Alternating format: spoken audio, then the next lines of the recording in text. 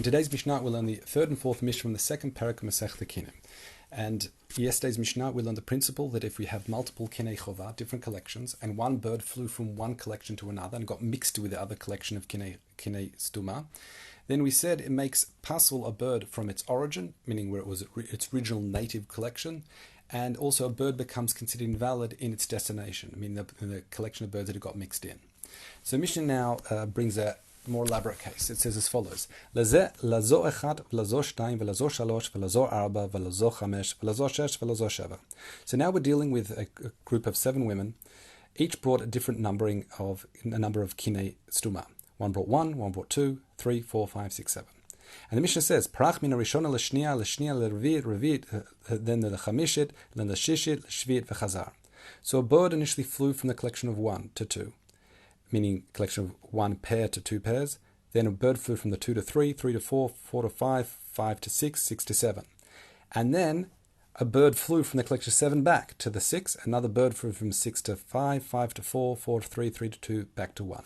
So the end result is everyone has the same number of birds as they originally brought. However, we have lots of concerns here because we've had lots of different flights. So the Mishnah explains that pasul echad b'chalichato v'echad b'chizarato. As we've learned, for every flight of a bird, it makes pasul a bird from its origin and a bird in its destination. So that is why harishona v'ashniya ein lahem klum. The collection of 1 pair and collection of 2 pairs, well, they have no birds that can be offered. So that is because if you look at the collection of 2 in the diagrams, you can see there have been 4 flights. A flight in and out, and on the way back, a flight in and out. That's why all 4 birds become pasul. So from each collection, we're going to invalidate 4 birds, or I should say 2 pairs, except for the 7th, which we'll get to in a moment, and also the 1st, because there's only 2 birds. So Mishnah says, Hashlishit yesh lahem echad, because 2 pairs are considered pasul, only have 1 pair left. Haravit yesh lahem shtayin, they've only got 2 pairs remaining. The chamishit, the 5th, has yesh la shalosh, only 3 remaining. The shishit yesh la arba, and the 6th only has 4 left. The hashvit, however, the shvit, the 7th, the group of 7 kinim, only lose 1 pair. That is because there was only 1 flight in and 1 flight out. So we've already explained this principle in yesterday's Mishnah, looking at a collection of 2 pairs of birds. However, let's just go over it one more time just to make it clear. So let's take the perspective of the, let's look at as we have in our diagrams, a collection of 2, 3, and 4 next to each other. That's like the neighborhood, if you like. And if we start from the neighboring pairs, if they all offered their own korbanot, so they offered 2 olot, 2 chataot, then the pair in the middle wouldn't be able to offer any more than really another pair, only 1 pair of birds. Why is that? That is out of concern that, using the example in the diagram, that the birds that were native to the collection of 3, that flew to the neighboring birds, were, for example, offered as sin offerings. That's the case. The owner of the now that has a collection of 3 birds in front of them cannot offer more than 1 chatat. Because if they do, as showed in the diagram, they could run the risk of offering 5 chataot from their original 3 pairs of birds, which again they're not allowed to do. They can only really offer a maximum of 3. So that's looking at it from that perspective. If, however, let's take the perspective the person has a collection of 3 in front of them. If they offer more than a pair of birds, as we have in this example, let's say they offer 3 sin offerings and 1 olah. In that situation, then it would make their remaining birds that are in the neighboring kinim olot. And now you have a mixture of olah and kinei chova, as we learned in yesterday's Mishnah and also the day before. Once you have a mixture of olah and a ken stuma, you're severely restricted in terms of the number of birds one can offer. The next diagram shows also an example if we just let her offer 2 pairs, as 2 olot and 2 chataot. Well, that again runs a risk of her native birds being in the foreign in the foreign mixtures, and once a bird is offered in the foreign mixtures, let's say a foreign mixture offers 1 olah, and the other mixture of 2 a chatat, then you'd have a mix, and since it's a possibility those 2 birds were the remaining birds from the original from their collection of 3, then you've got a mixture once again of a olah with kinei stuma and a chatat with kinei stuma. What's interesting here, based on the logic we provided in yesterday's Mishnah, the reason why it made invalid a bird in its flight and a bird in its return, in a single flight makes pasul a bird in its destination and in its origin, is out of concern of what both parties might be doing. What's interesting in this case is that the end result is that all birds from the collection in front of the collection of two kinim, two pairs, are considered invalid.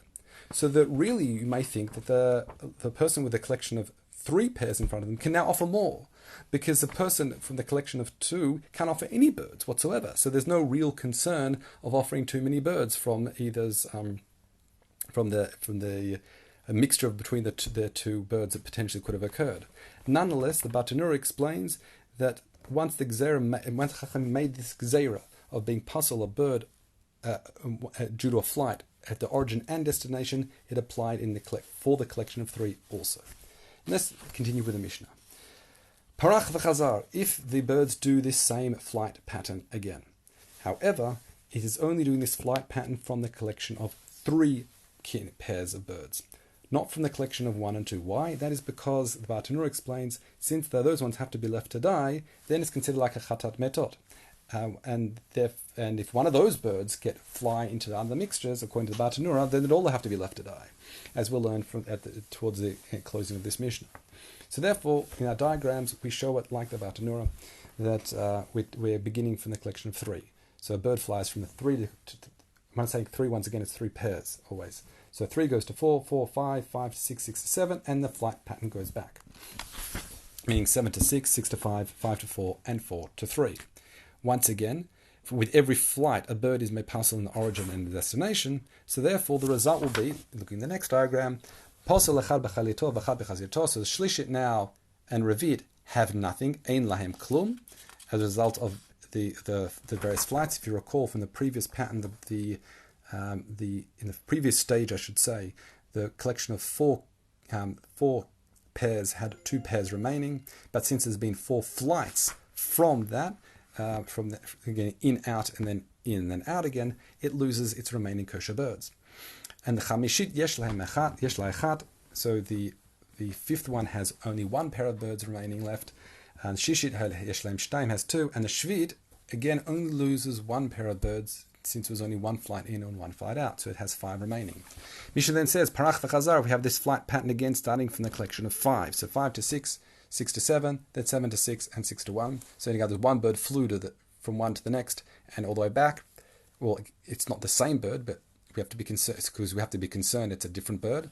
So Mishnah says, Posel echad b'chalito v'echad b'chazirato. Once again, based on our gzeira, we say that 1 bird is puzzle at the origin and destination as a result of each flight. So therefore, the chamish and shishit, 5th and 6th, now have nothing left that is kosher, and the shvit have arba. Because once again, there was 1 flight in, 1 left flight out. In the previous stage, it had 5 pairs that were kosher, and now we reduce it by 2 birds, so it has 4 pairs valid. Mishnah says, however, v'yesh omrim, some say the result of the last flight, tashvi'it lo hifsida klum. The collection of 7 doesn't lose any more birds, so only 5 are still. So in other words, 5 is still kosher. It doesn't go down to 4 like the previous opinion. And the rationale there is because since no other bird from all the other collections can be offered, it doesn't need to make puzzle. There's no concern about the consequences of other birds being offered, which was really the basis of which a bird was becoming puzzle in the origin and destination. However, the first opinion, however, says once you have a gzeira, once there's a decree such that one is puzzle in the flight forward and backwards, it would even apply to the collection of 7. Mishnah, however, adds now, Vim parach mi bein hametot l'kulam harei kulam yamotu. If, however, a bird flew from chatat metot, one of the types of, again, according to the Rosh, this refers now to one of the, for example, a sin offering, bird offering that the owner passed away, and flew amongst them, they'd all have to be left to die as a result of chatat metot being mixed up with other birds. Mishnah, let's now learn Mishnah 4, the Mishnah Dalet. Ken stuma v'ken muforeshet. So now we have a ken stuma. Again, the birds have not yet been designated. And a ken meforeshet means a pair of birds that at the time of purchase, one designated, which is olam, which is a chatat. Mishnah says, Parach min stuma lemeforeshet. If one of the birds from the stuma flies and gets mixed up with the meforeshet, and as a result of flying amongst them, the birds got mixed up such you do not know which is a chatat, which is a olah, and which is a foreign bird, then Mishnah says, Yikach zug lasheni. In that situation, all those birds have to be left to die, and you have to buy a replacement to partner with the remaining one from the original ken stuma. Interesting here, the Yair Kino explains, how is it that the Chatat and Olah from the Kem Mufreshet, one knew where they were, and as soon as this other bird came in and mixed it up? So it suggests maybe there was a bird like a cage, a bird that was circular, that had 3 compartments in it, and the owner knew that the bird on the left side of the empty compartment was Olah, and the bird on the right side was a Chatat. But as soon as a foreign bird flew into the empty compartment and it spun around, if you like, we now know the person who owned this Ken Meforeshet doesn't know which is Chatat or Olah. Mishnah says, Chazar, if one of those birds from the ones that were meant to be left to die from that collection of 3 now flew back to the original our Ken Stuma, or the remaining bird from the Ken Stuma, or Parach Mina Mufreshet Rishon, or let's go to the original case, that we're starting with a Ken Mufreshet and a Ken Stuma, and one of the birds from the Ken Mufreshet flew and got mixed up with the Ken Stuma, but unfortunately, as a result of flying, we don't know if it was a Chatat or Olah. In all those situations, we say now they all have to be left to die, because in the first of the 2 cases, when you say Chazar, we've got a mixture of a Chatat Metot and a single bird from a Ken Stuma. And the final case, when you have one of the Ken Meforeshet flying out, and you don't know if it's a Chatat Olah, it's effectively now a mixture, in the sense that the remaining bird of Ken Meforeshet you cannot offer, you don't know if it's Chatat or Olah, and none of the birds from the mixture now of 3 with one of the birds from the Ken Meforeshet and the Ken Stuma can be offered, because again, you might take one of the original birds from the Ken Mufreshet, and since you don't know if it's meant to be offered as a Chatat or Olah, it cannot be offered. Those are the Mishnah today.